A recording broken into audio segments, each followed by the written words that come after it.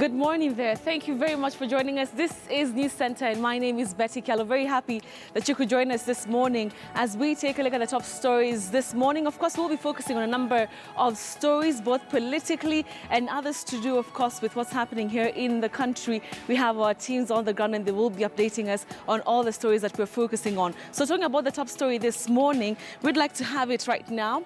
And the current war of words between Deputy President William Ruto and opposition leader Raila Odinga's camp seems to have rekindled the rivalry between the two politicians. The Ruto camp now wants the National Cohesion and Integration Commission take action against ODM MPs' defamatory remarks against the DP. And on News Center this morning, we are taking a look at this new rivalry and its impact on the Building Bridges initiative.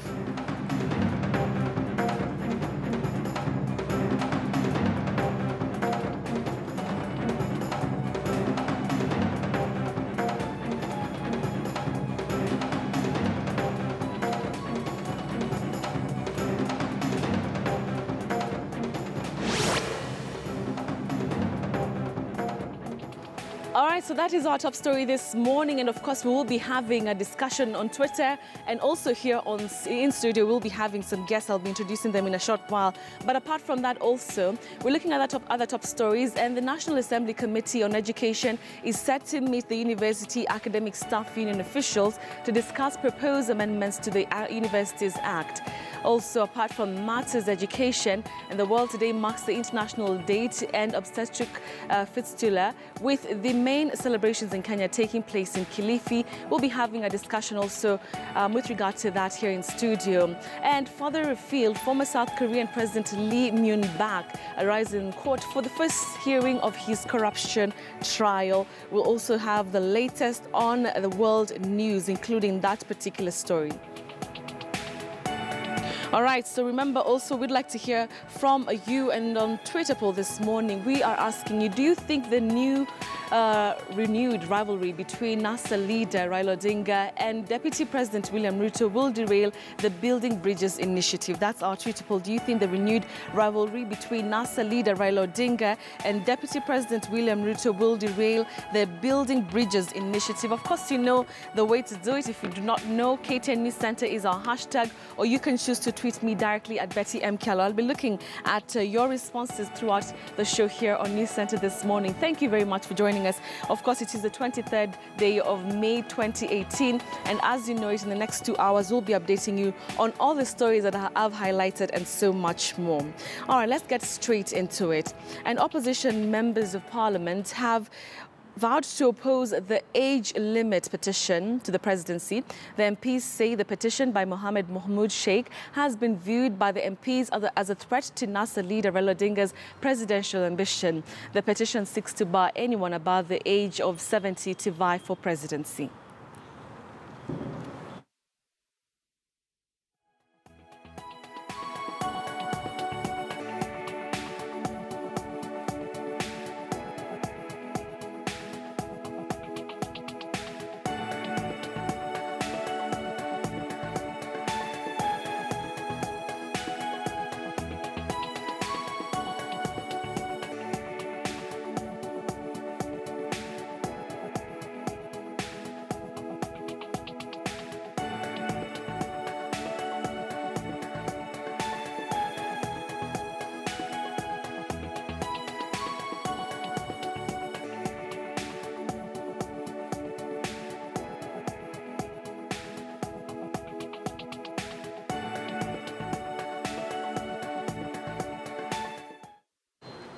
All right, so also in our discussion this morning, we'll be looking at that new development and also discussing it with my guests in studio. Now, also, politicians from the coast have declared that they will go and form a regional political party and field a presidential candidate in 2022. Now, speaking in Garsen Town, Tana River County, in the presence of Deputy President William Ruto, the leaders led by Kilifi Governor Emerson Kingi and his Tana River counterpart Dado Godana told residents that a time time had come for the region to unite and forge its own political path. Kingi challenged the MPs to ask the Deputy President if he was ready to support presidential candidates from the coast instead of following him into the Jubilee Party. He added that plans were underway for the formation of the party that has been elusive for years, and reiterated the resolve to work together as politicians to unite residents of the 6 coastal counties. Mengi mezungumza, lakini hamjawahi kumuuliza naibu wa rais wetu Mheshimiwa William Ruto, pengine katika moyo wake wa ukarimu yuko radhi kuunga mkono kijana wa hapa Pwani wa rais. Hatujamuuliza ama tumemuuliza? Tumemuuliza.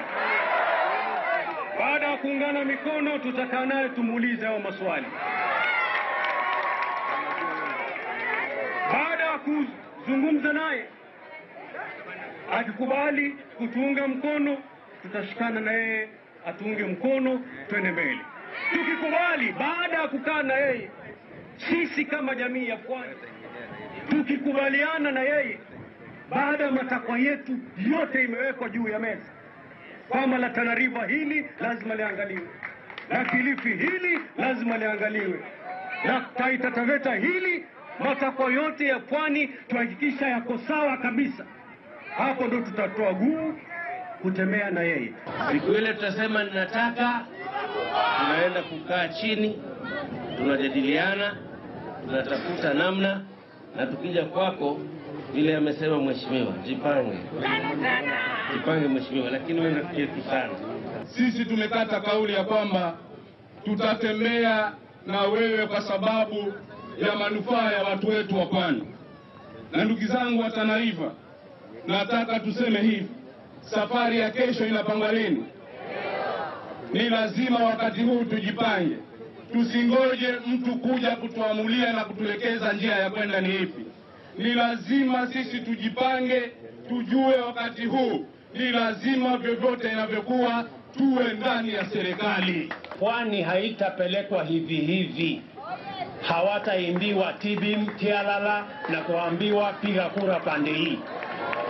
Pwani safari hii wataketi chini, watashauriana, wajue malengo yao ni yapi, mahitaji yao ni gani, na ile mambo wanahitaji ni yapi katika mrengo huu wa siasa. And I want to encourage the leaders in this county to think and plan about this region of the coast. Mimi niko tayari kuketi chini na nyinyi, tuwe na mjadala, tuwe na faraga, tukubaliane kwa ungwana bila ya kushurutishana, kwa sababu mimi naelewa siasa sawa sawa. All right, away from politics, and one of the most wanted Al-Shabaab suspects has been arraigned in court and charged with conspiracy to commit a terrorist act. Francis Macharia Karishu, suspected of facilitating terror activities, also faced charges of planning to carry out a terror attack inside Kenya by embedding explosives in a motor vehicle, thereby making it a vehicle-borne explosive device. The suspect is said to have forged a Kenyan national identity card bearing the name Jirma Hooker Galgalo. He was a member of the Al-Shabaab offense he allegedly committed in February this year. He denied the charges and the prosecution opposed his release on bail. Credible intelligence report revealed that the accused person and his other associates were planning to attack the country. Were planning to carry out attacks in the country and were specifically targeting the court building and other vital installations.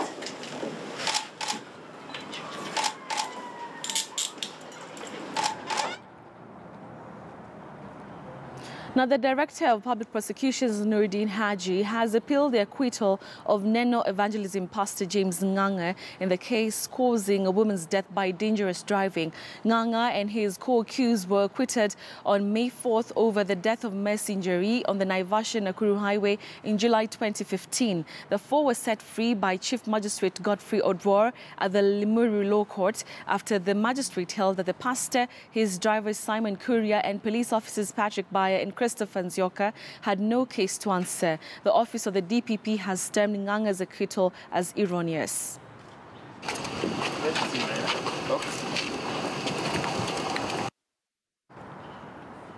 Now, convicts at the Nakuru GK prison won the Director of Public Prosecutions to fast-track hearing of their pending cases in a bid to help them access justice. They have accused prosecutors of willfully delaying their hearings. The convicts say efforts to fast-track their appeals have been hampered by some prosecutors not keen on seeing the conclusion of the cases. The Director of Public Prosecutions, Haji Nuruddin Mohammed, has, however, promised to initiate the second phase of the review of pending cases at local prisons. Tuambiane ukweli ndo tujue vile tunaweza kusaidiana.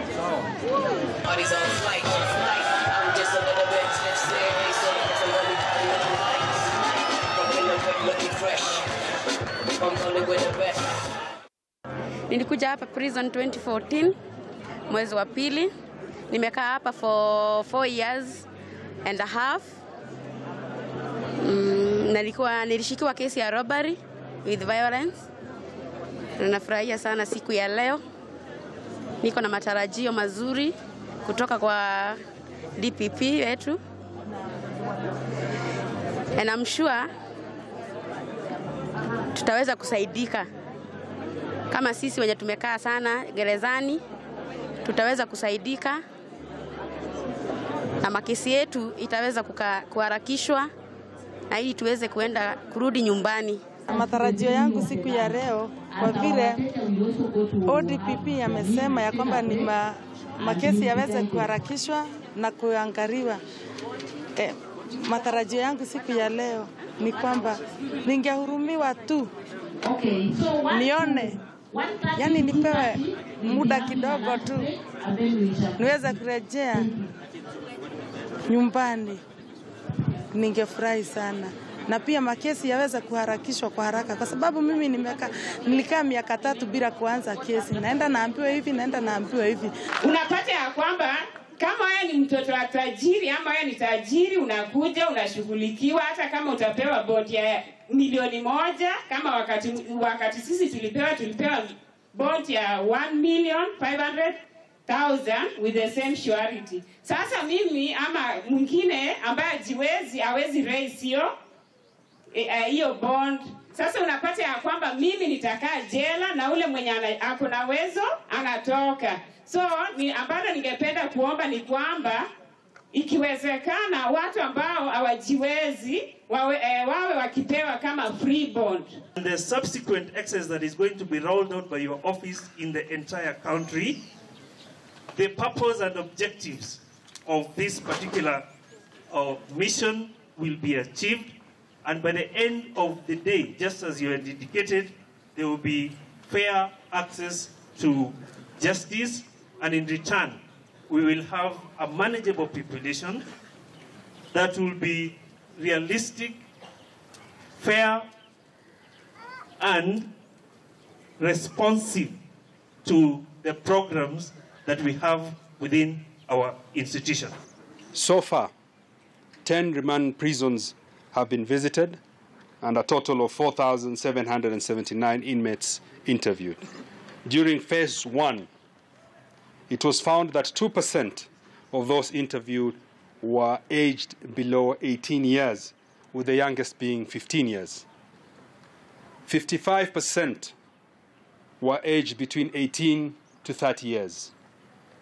13 remandees have been held in remand for a period of over 7 to 8 years, being the longest. 86% had been granted bail and/or bond, but could not afford the terms. The All for Justice project was initiated with the ultimate goal of enhancing access to justice through the speedy disposal of cases of remand prisoners. Now, transport along the Lodwar-Kakuma highway has been disrupted following heavy rains in the area. Passengers and school-going children were not spared after River Kawalase Bridge flooded, grounding any movement either by motor vehicles or by foot. The residents are up in arms against the contractor who was awarded the tender to construct the road, accusing him of failing to put in place proper bridges. The flooding caused by River Kawalase has claimed lives in the past, and residents now want the government to intervene and ensure lives are not lost.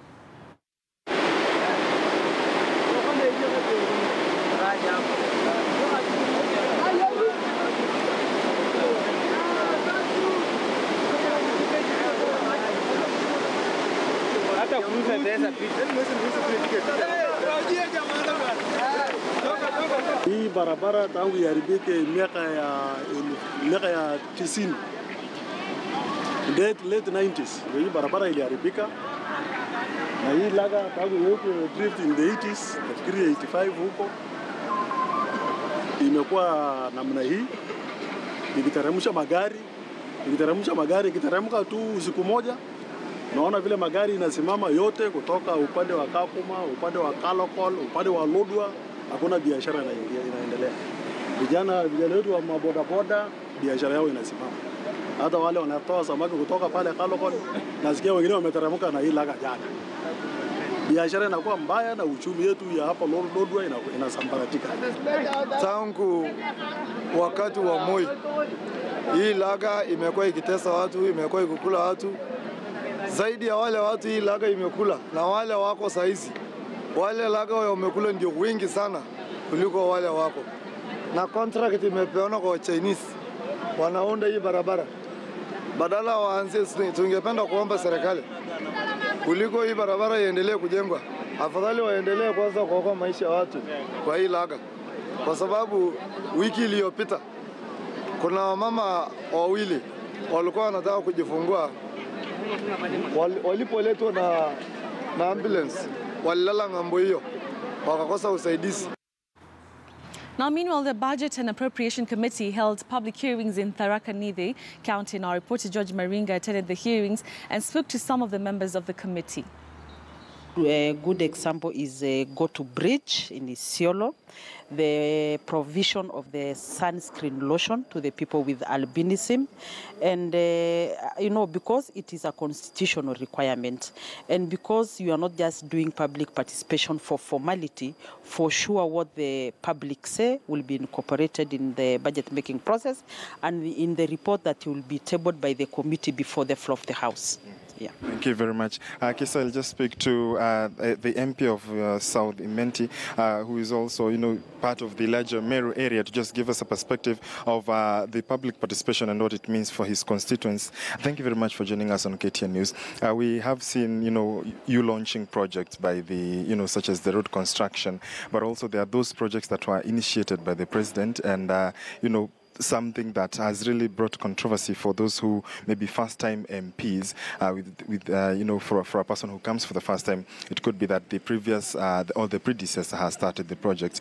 Could you clear the air on that? Because some, for the constituents will be wondering why this project's coming at a particular time. Is it that your predecessor is doing much, or what are you not doing?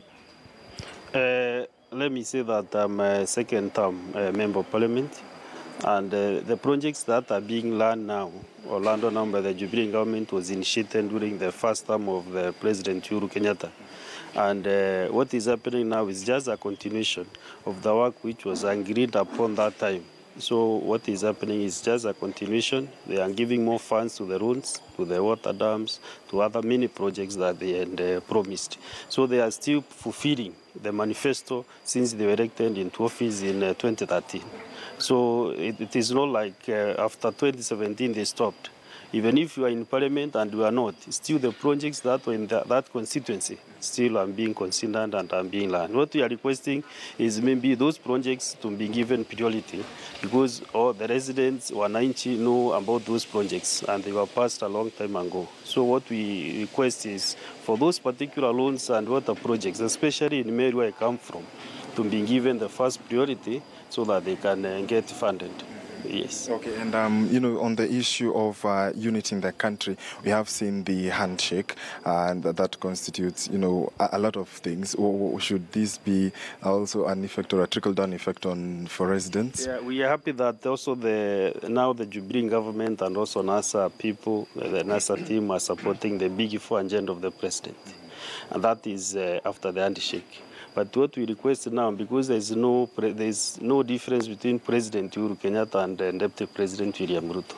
So what we expect now, if they respect the president, the Raila team, let them also cascade that respect to the deputy president, so that whatever the handshake means can have some meaning. Because if they go on insulting the deputy president, then there will be no goodwill.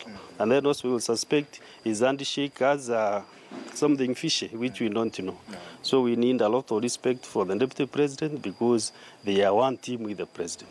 Yes. Thank you very much. And Akisa, I'll just speak to one more, who is the Samburu West MP, Naisula Lesuda, to just give us a perspective. You know, this public participation, you coming from one of the places that could be regarded as, you know, marginalized, will this...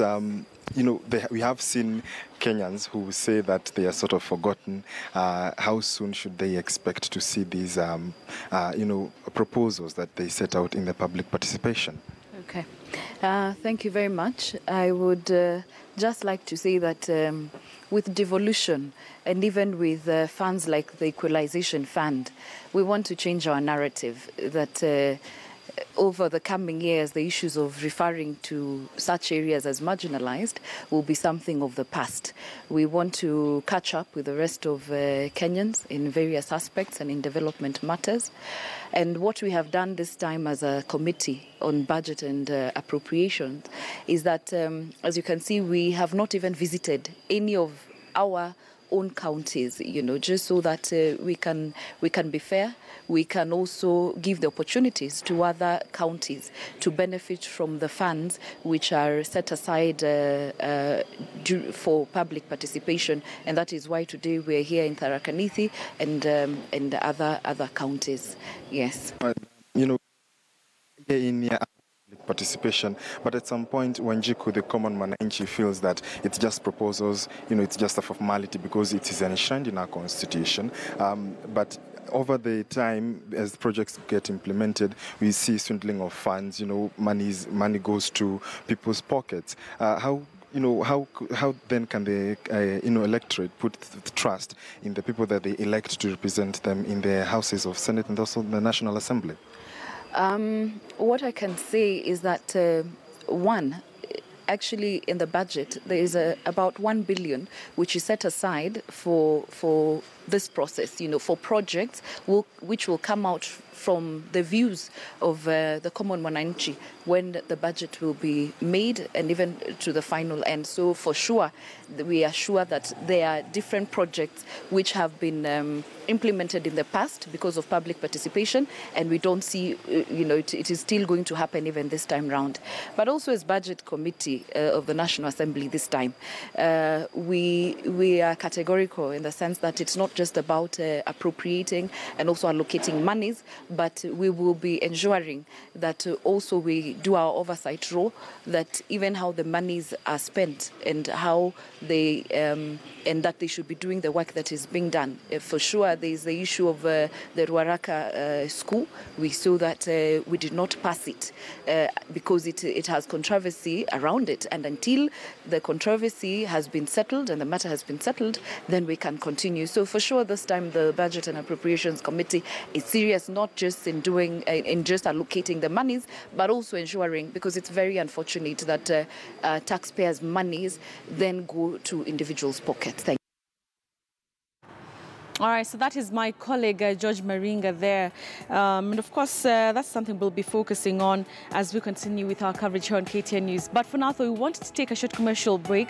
But remember that when we come back, we'll be having a discussion about the renewed rivalry between NASA leader Raila Odinga and the Deputy President William Ruto. We've seen some strong words being exchanged between the two teams or between the two factions. We'll be having that discussion here in studio in a few minutes. And also, it's as the subject of our Twitter poll, and I'm seeing quite a number of tweets coming in, and I will indeed sample one or two when we come back from this short commercial break that we're going to. When we come back, we'll be speaking to Nelson Koech, who's the Member of Parliament for Belgut. We'll also later be having Cleophas Malala, who is the Senator for Kakamega County. They will be part of this discussion today, so don't go too far. We'll be right back in a few minutes.